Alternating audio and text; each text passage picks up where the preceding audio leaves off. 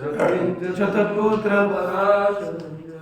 व्यासं शुकं गौडपदं महन्तं गोविन्दयोगेन्द्रमथाशिष्यं श्रीशङ्कराचार्यमथास्य पद्मपादं च हस्तामृतं च शिष्यं तं त्रोटकं वार्तिककारं अस्मद्गुरुं सन्ततमानतोऽस्मि श्रुतिस्मृतिपुराणानामालयं करुणालयं नमामि भगवत्पादं शङ्करं लोकशङ्करं शङ्करं शङ्कराचार्यं केशवं बादरायणं सूत्रभाष्यकृतौ वन्दे भगवन्तौ पुनः पुनः ईश्वरो गुरुरात्मेति मूर्तिभेदविभागिने व्योमव्याप्तदेहाय दक्षिणामूर्तये नमः। ॐ वृषभो विश्वरूपः छन्दोऽभ्योऽध्यमृतात् सम्बभूव सवेन्द्रो मेधया शृणोतु अमृतस्य देवधारणो भूयात् शरीरं मे विदर्शनम् जिह्वा मे मधुमत्तमा कर्णाभ्यां भुरिविश्रवम् ब्रह्मणाकोशोऽस्ति मेधया निहितः श्रुतं मे गोपाय। ॐ शान्ति शान्ति शान्ति।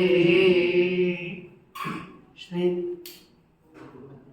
भगवान पांडुरंग परमात्मा श्री ज्ञानवराय जगद्गुरु तुकाराम महाराज श्री संत एकनाथ महाराज आदि गुरु श्री शंकराचार्य इत्यादि स्वसंतों की अलौकिक अवैधों की अवश्य कृपा से ब्रह्मसूत्र का हम लोग विचार आरंभ कर चुके हैं। इसमें यह विचार देखा गया युष्मत् अस्मत् प्रत्यय गोचर विषय विषयेण तम प्रकाशवद विरुद्ध स्वभावयोः इतरेतर भावानुपत्तो सिद्धायाम अने बहुत बहुत बहुत इतरेतर भावानुपत्तो सिद्धायाम तद्धर्माणामपि सुतराम् इतरेतर भावानुपत्तिः इत्यत आह इत्यत है ना सा इत्यत अस्मत् प्रत्यय गोचरे विषयेण चिदात्मके युष्मत् प्रत्यय गोचरस्य विषयस्य तद्धर्माणां च अध्यासो तद्विपरेण विषयेण तद्धर्माणां च विषये अध्यासो मिथ्येति भवितुं युक्तम्। इन शब्दों का हम लोग विचार कर रहे थे। अब इसका विचार हम कर रहे हैं तो इसके पश्चात इसी में पूर्व सिद्धांत ने उत्तर दिया कि पूर्व पक्ष का आदेश ही वो दे सकता। सिद्धांत ने पूछा क्यों नहीं हो सकता। फिर इसके बाद उसका उत्तर देते हुए मूल का विचार देखा तथा तथापि अन्योन्यस्मिन् अन्योन्यात्मकताम् अन्योन्य धर्मश्च आद्यस्य इतरेतरा विवेकेन अत्यंत विवेक और धर्मेण विद्याज्ञान निमित्त सत्यानृते वितनीकृत्य अहम इदम अहमयम ममेदम है ना अहमिदम ममेदम इति नैसर्गिकोऽयं लोक व्यवहारः। ये पंक्तियाँ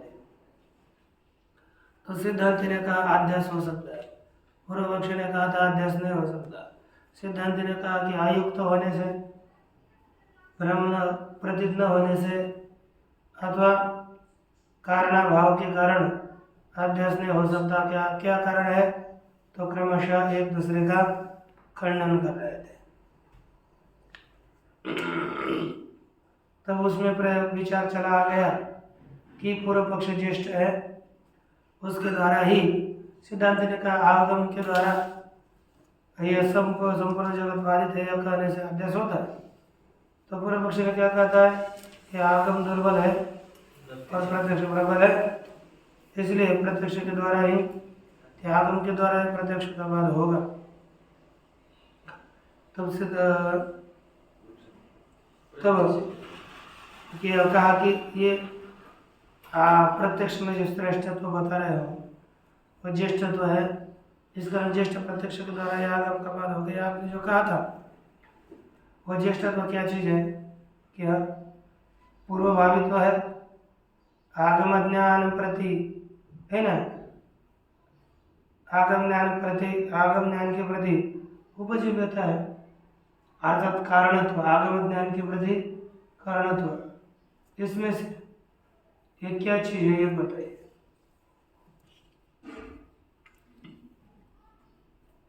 तब इसका उत्तर देते हुए कहा ज्येष्ठ तो पूरा भावित तो नहीं हो सकता, नहीं तो इदम रजतम, यह ज्ञान ही प्रबल हो जाएगा ज्येष्ठ होने से, है कि नहीं।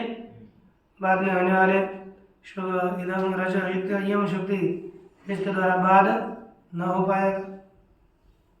और आगम ज्ञान के प्रति उपजीव्यत्व, ये ज्येष्ठत्व कहोगे तो आगम ज्ञान के प्रति उपजीव्यता, यहाँ पर व्यवहारिकत्व से पारमार्थिकत्व नहीं, और जो उपजीवक है उसका आगम ज्ञान बाद व्यवहारिकत्व का बाध नहीं करता, केवल पारमार्थिकत्व का ही बाध करता है।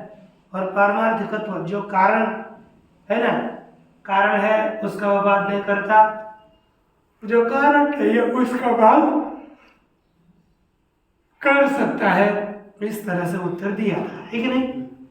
अब आगे यत्तु देखिए, यत्तु क्षणिक यागस्य श्रुति बलात् कालांतर भावी फल हेतु तो तद्वान विद्वान नाम रूपाद विमुक्तः इति श्रुति बलात् सत्य से ज्ञानात् निवृत्ति संभवात्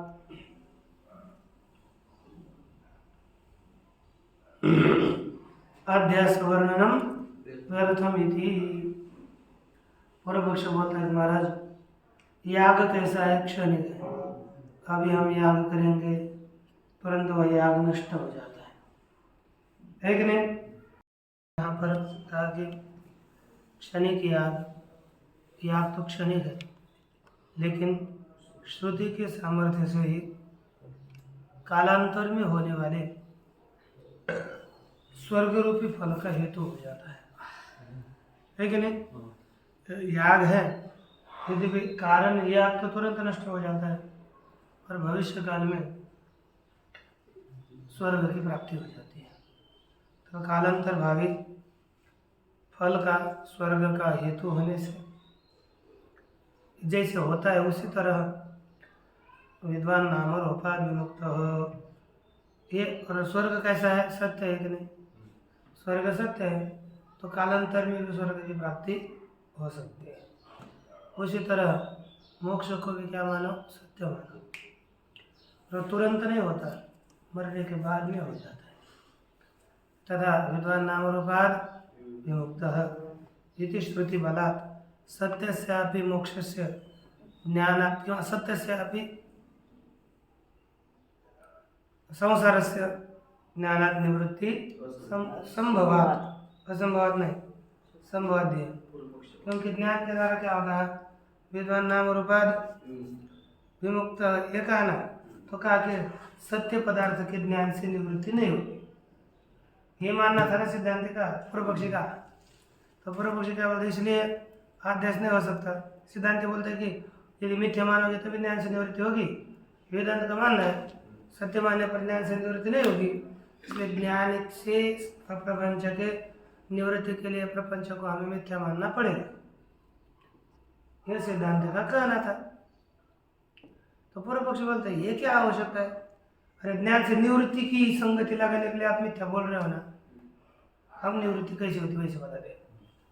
जैसे एक आधा आदमी संसार में पड़ा हुआ है, वह बाद में कर्म करके स्वर्ग में चला जाता है, तो सत्य इस संसार की इस लोक की निवृत्ति होकर के उसे अन्य स्वर्ग की प्राप्ति हो जाती है।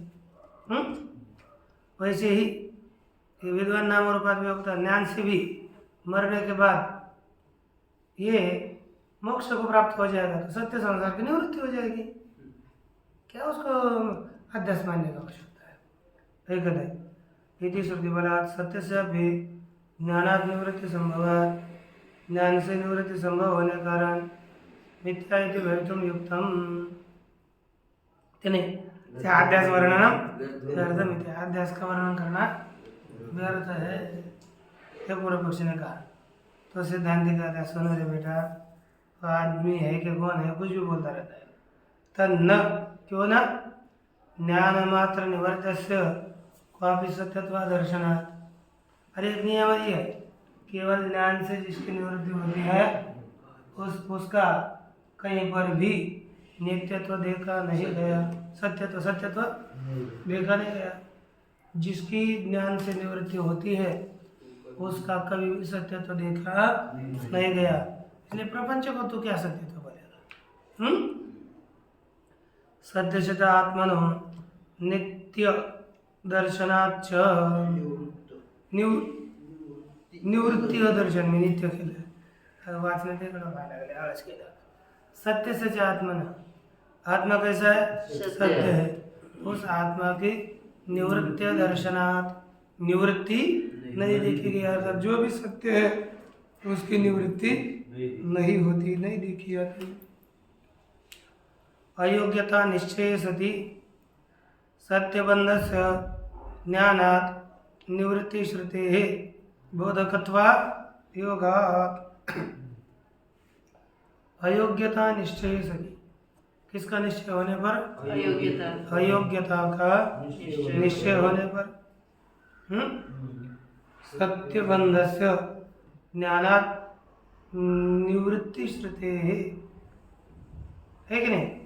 अयोग्यता का निश्चय होने पर सत्य बंध की ज्ञान से निवृत्ति श्रुति बोधकत्वा योगात्, है ना? निवृत्ति श्रुति में बोधकत्व नहीं होगा, ठीक ना? वह पूर्व पक्षी बोलता है ननु न च हेतु दर्शनात् सत्य से पापे नाश दर्शनात् न योग्यता निश्चय इति वाच्यम। ये क्या बोलता है कि एक निषेध है सत्य बंध का, किसका? कि सत्य पाप का सेतु दर्शन से निवृत्ति होती है कि नहीं? सेतु दर्शन से सत्य पाप का नाश दर्शन होने से न अयोग्यता निश्चय, यहाँ पर अयोग्यता का निश्चय नहीं है। किसके अयोग्यता का? अर्थात यह निवृत्त होने के अयोग्यता का, प्रपंच में जो जो सत्य होता है वह निवृत्ति के अयोग्य होता है, ऐसा निश्चय नहीं है। क्यों? पाप सत्य है तो भी उसकी निवृत्ति देखी गई है, इसलिए जो जो सत्य है वह निवृत्ति के अयोग्य है, ऐसा निश्चय नहीं हो सकता, ठीक ना?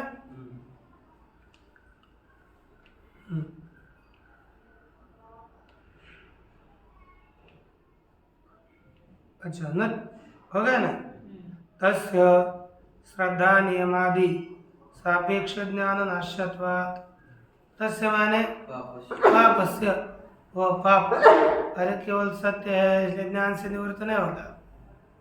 ज्ञान से निवृत्त अब वो क्रिया से होगा, इसलिए पाप की निवृत्ति के लिए क्या करना पड़ता है? श्रद्धा से सेतु बंध का दर्शन करना पड़ता है। नहीं तो कोई भी आदमी रहेगा, कीट पतंग मछली मुक्त हो जाएगी, यवन मुक्त हो जाएगी, वो तो होते नहीं।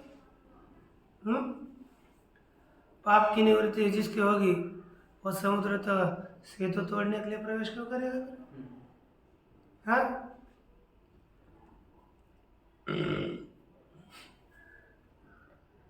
कहते कि श्रद्धा नियम आदि सापेक्ष ज्ञान नाशक। दर्शन नाश्य है, लेकिन श्रद्धा नियम, वहाँ जाते समय कैसे जाना चाहिए, इस नियम से यदि सेतु दर्शन करोगे तब पाप नष्ट हो जाता है। बंधस्य च नान्य पंथा इति श्रुत्या ज्ञान मात्रात् निवृत्ति प्रतीते है। और बंध की तो नान्य पंथा, दूसरा कोई मार्ग नहीं। इस श्रुति से ज्ञान मात्र निवृत्ति प्रतीते है, केवल ज्ञान से ही निवृत्ति होती है, ऐसी प्रतीति होने से। अतः श्रुत ज्ञान निवर्तित्व निर्वाहार्थम, सुने हुए ज्ञान के निवृत्तित्व के निर्वाह के लिए है कि नहीं? किसके लिए? श्रुत जो ज्ञान है उसके द्वारा प्रपंच की निवृत्ति होती है, इसका निर्वाह हो जाए, इसीलिए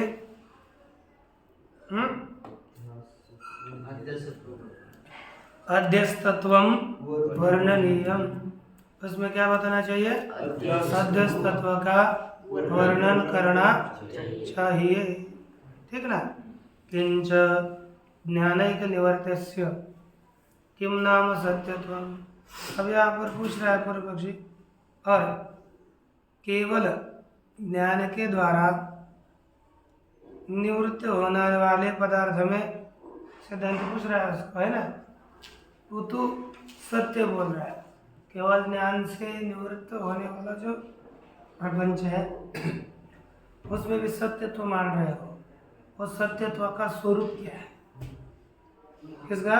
सत्यत्व का स्वरूप क्या है? लिखा किंच ज्ञान मात्र निवर्त से किम नाम सत्यत्व।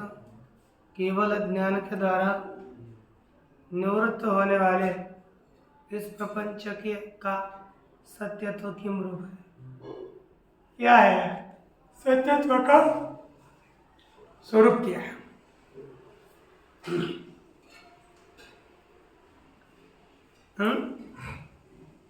ये कहा सत्यत्व का स्वरूप क्या है? यदि कहोगे न तावद अज्ञान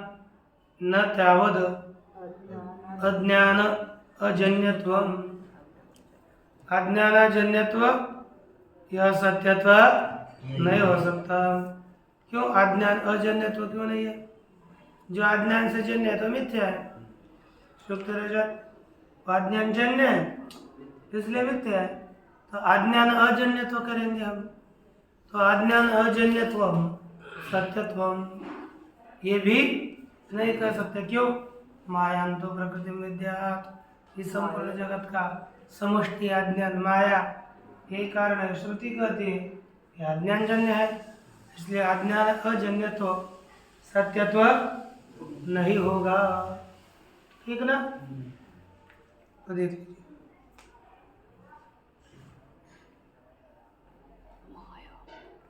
मायां तो प्रकृति श्रुति विरोधात् माया विद्योर ऐक्यात्। ये श्रुति है ना, और माया विद्या एक ही है, इसलिए वो श्रुति ने कहा कि ये तो सब कुछ किससे जन्य है? माया जन्य है, पता है।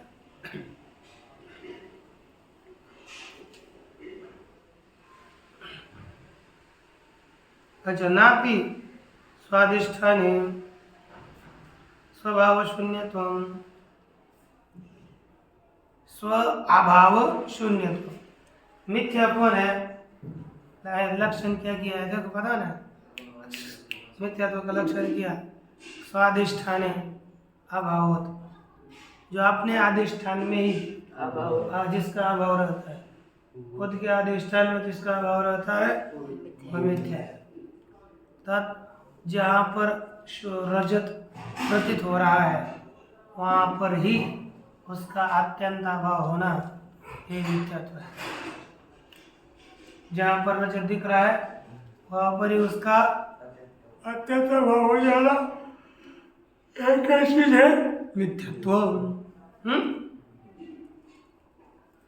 अब यहाँ पर प्रपंच है जो सत्य कौन है, खुद के अधिकरण में उसका अभाव न होना। जैसे पट है, पट तंतु, पट का अधिकरण कौन है, तंतु। तो तंतु पट में रह रहा है, उसका वहां पर अभाव है क्या, वहां पर अभाव नहीं है। मुझे खुद के अधिकरण में खुद का अभाव न होना, ये सत्यता है। खुद के अधिकरण में स्वयं का अभाव हो जाना मिथ्यात्व है, खुद के अधिकरण में खुद का अभाव न हो जाना सत्यत्व है। तो ये सत्यत्व है क्या, खुद के अधिकरण में खुद का अभाव न होना। ये सब ये लक्षण किया हुआ है, स्वनिष्ठ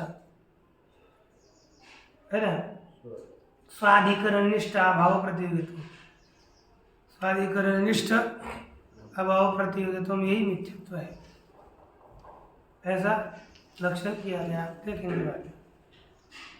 तो यहाँ पर देखो, खुद के अधिकरण में खुद का अभाव न होना, यह सत्यत्व है क्या, तो कहते हैं कि नापि स्वादिष्टाने स्वभाव शून्यत्वम, खुद के अधिकरण में अभाव शून्यता, यह भी सही है। अच्छा, इसमें लिखा कि तरी व्यवहारिकमेव सत्यत्वम इति आगतम।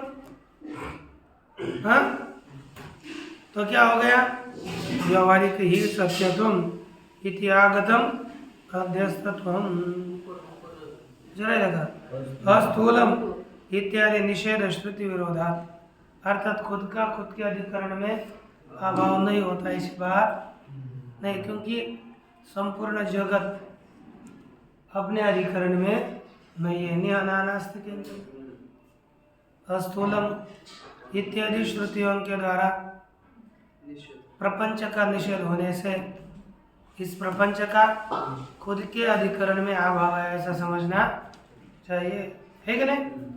स्व अधिष्ठान में इस प्रपंच का कोई अस्तित्व नहीं, खुद के अधिकरण में खुद का अभाव है। अच्छा, देखा कि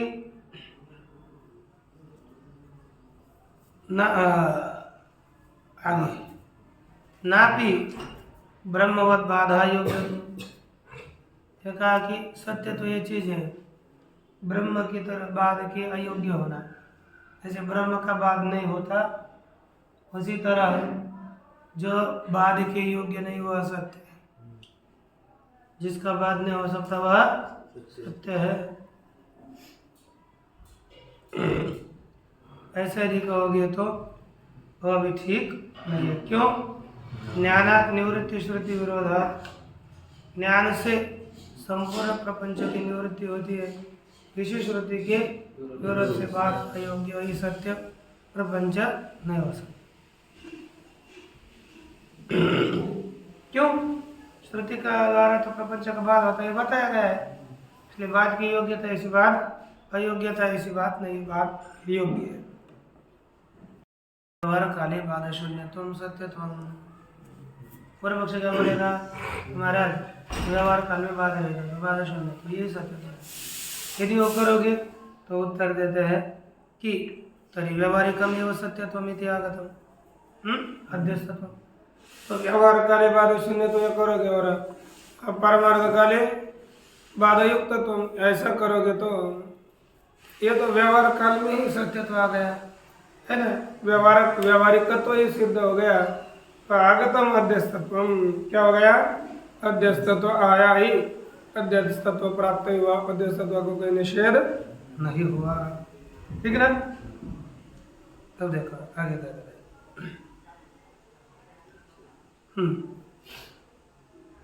तच्च श्रुत्यर्थ योग्यता ज्ञानार्थम वर्णनीयम एवं, तच्च अर्थात व्यवहारिकत्व श्रुति के अर्थ के लिए, योग्यता ज्ञान के लिए उसका वर्णन करना ही चाहिए। याग से अपूर्व द्वारा, जैसे याग है ना, याग ये अपूर्व के द्वारा कारण होता है, उस तरह यहाँ पर ये व्यवहारिकत्व का वर्णन करना ही चाहिए। न च तद अनन्यत्वाधिकरणे तस्य वर्णनात् पुनरुक्तम, कहते कि तद अनन्यत्वाधिकरण, आगे जाकर अनन्यत्वाधिकरण, तद अनन्यत्वाधिकरण है, वहाँ पर आप वर्णन करोगे और यहाँ पर भी वर्णन करने जा रहे हो, तो वर्णन करने से पुनरुक्त दोष होगा। तो उत्तर देते हैं तत्र उक्ताध्यासस्यैव प्रवृत्त्यंग विषयादि सिद्ध्यर्थम आदौ स्मर्यमाणत्वाद इति दिक्। तत्र उक्ताध्यासस्यैव, वहाँ पर बताया गया उक्ताध्यासस्यैव, बताया गया अध्यास का ही प्रवृत्त्यंग विषयादि सिद्ध्यर्थम, प्रवृत्त्यंग विषय इनके सिद्धि के लिए आदौ स्मर्यमाणत्वात्, पहले उसका स्मर्यमाण, स्मरण करना चाहिए। इति दिक्, पहले स्मरण करते, वहाँ तो वर्णन करेंगे लेकिन पहले स्मरण। क्या लिखा? स्मर्यमाणत्वात्, यहाँ पर आरंभ में वो स्मरण कराने के लिए होने से। अध्यासम द्वेधा दर्श्यते, अध्यास दो प्रकार का है। कौन कौन सा बोला? अहमाध्यास, ममाध्यास भेद से अध्यास दो प्रकार का है। देखो, लोक व्यवहार इति पद्य, लोक्यते मनुष्य अहम इति अभिमन्यते, लोक को अर्थाध्यास। अच्छा, ये दूसरा है। ये दो प्रकार का अध्यास है, अर्थाध्यास और ज्ञानाध्यास। तो ममाध्यास भी है, वो भी है, लेकिन यहाँ पर लिखा लोक्यते मनुष्य अहम इति अभिमन्यते। लोक्यता का अर्थ क्या? कि मैं मनुष्य हूँ, ऐसा अभिमान किया जाता है, उसे क्या कहते हैं? लोक। अर्थाध्यास। यह अर्थाध्यास पदार्थ। तद विषय व्यवहार अभिमान, उस अर्थ विषयक जो व्यवहार, अर्थ विषयक जो अभिमान है, उसे क्या कहता है? ज्ञानाध्यासो दर्शिता, उसके विषय में जो व्यवहार। ठीक है, आगे तद विषय व्यवहार अभिमान, उस अर्थ विषयक जो व्यवहार अभिमान है, वही ज्ञानाध्यास व्यवहार का अभिमान करना। ज्ञानाध्यास द्विविधा अध्यास स्वरूप लक्षणम, दो प्रकार के अध्यास के, ज्ञानाध्यास और अर्थाध्यास। अर्षद, ज्ञानाध्यास और अर्थाध्यास, इन दोनों प्रकार के अध्यासों का स्वरूप लक्षण यहाँ पर बताने जा रहे हैं। क्या कहा? अन्योन्यस्मिन् इत्यादि ना, ये मूल प्रतीक है। क्या लिखा कि अन्योन्यस्मिन् अन्योन्यात्मकता, अन्योन्य धर्मांश्च अध्यस्य लिखा। इतर विवेचन अत्यंत युक्तयोर धर्म धर्मिणो हो, है ना, धर्म धर्मे हो। इससे यहाँ पर ज्ञान और पदार्थ, इन धर्म इत्यादियों का अध्यास बताया। तो क्या क्या देखें? जाड्य चैतन्यादि धर्माणाम धर्मिणौ अहंकारात्मानौ, जाड्य चैतन्यादि धर्म, ये धर्मिणो अहंकारात्मानो, तो यह अत्यंतम, इन जाड्य चैतन्यादि धर्मों में, धर्मिणों जो धर्मियों में, धर्मी दो धर्मी ने, धर्मी अहंकारात्मानो, अहंकार और आत्मा।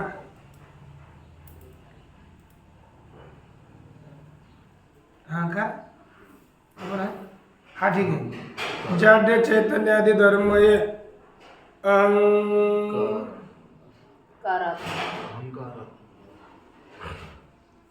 जाड्य चैतन्य आदि धर्मों का, धर्मों के धर्मी, जाड्य चैतन्य आदि धर्मों के धर्मी अहंकार और आत्मा है ना। जाड्य का धर्मी अहंकार और चैतन्य का धर्मी आत्मा। तयो अत्यंतम भिन्नयो, ये वे जो अतिशय भिन्न है, अत्यंतम भिन्न, जो अतिशय भिन्न है।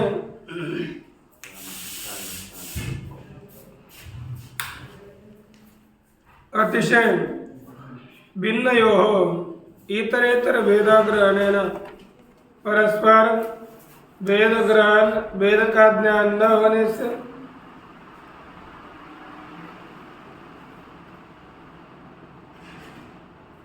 परस्पर भेद का ज्ञान न होने से, ठीक ना, है तो अत्यंत भिन्न, अतयो अत्यंत भिन्न हो, धर्म और धर्म अतिशय भिन्न है, लेकिन उनका भेदों का ग्रहण ज्ञान न होने से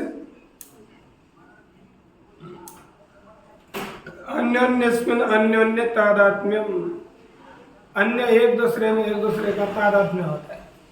और अन्योन्य धर्मांश व्यत्यासेन अध्यस्य, अन्योन्य धर्म एक दूसरे के धर्मों को अलग अलग में अध्यास करे विपरीत रीत से, अर्थात आत्मा का अनात्मा के धर्म में अध्यास और आत्मा का अनात्म धर्म में अध्यास,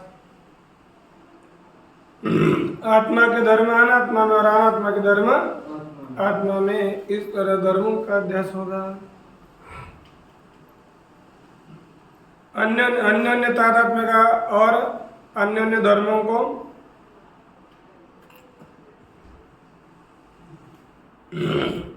व्यत्यासेन विपरीत रीति से अभ्यास करके लोक व्यवहार होता है। सभी लोक व्यवहार धर्मों का अभ्यास करके ये लोक व्यवहार होगा। और यह इस तरह अन्वय योजना माने अन्वय करना चाहिए। अतः स्वयं इति प्रमायान अध्यस्तत्वम्, इसलिए वह मैं हूँ यह प्रमा में अध्यासत्व नहीं है। तदिदम अर्थयो काल भेदेन कल्पित भेदेन अत्यंत भेदाभावादिति वक्तुम अत्यंतेति उक्तम। कहा कि तद इदम अर्थयो, तद अर्थ और स्वयं देवदत्त बोलते ना, है ना, तो आप तद अर्थ और इदम अर्थ, इन अर्थों में एक कालिका का कालिकता है था, भिन्न कालिकता है। तत् को उसको हमने बहुत पुराने देखा था और यहाँ पर सबसे समीप साक्षात देख रहा है। इसलिए इनमें काल का भेद होने से कल्पित भेदे भी अत्यंत भेदाभावात्, कल्पित भेद में भी अत्यंत भेद का अभाव होने से, है ना, इति अभावात् इति वक्तुम, ये बताने के लिए अत्यंत इति युक्तम, अत्यंत पद कहा गया। न च धर्मितादात्म्याध्यास, धर्माध्यास सिद्धे धर्मांशति व्यर्थमति वाच्यम। पूर्व पक्षी क्या बोलता है? धर्मी के साथ तादात्म्य का अध्यास सिद्ध होने पर ही धर्माध्यास की भी सिद्धि होने से, धर्मी का अध्यास सिद्ध हो गया तो धर्माध्यास भी सिद्ध हुआ। पृथक धर्माध्यास के बताने की क्या आवश्यकता है? इसलिए अन्योन्य तादात्म्य, अन्योन्य धर्मांश, परस्पर का तादात्म्य और परस्पर पर उनके धर्मों को व्यत्यास है ना,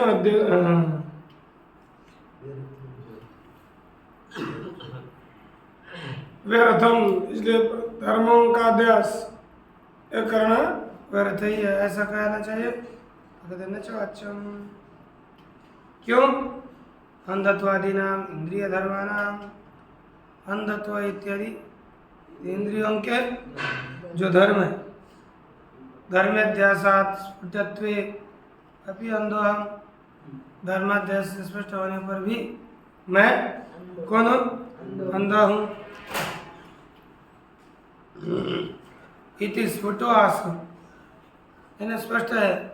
यह नियमन करने के लिए यहाँ पर यह विषय बताया गया था। अब इसके बाद का विषय कल देखते हैं। चलेगा ना?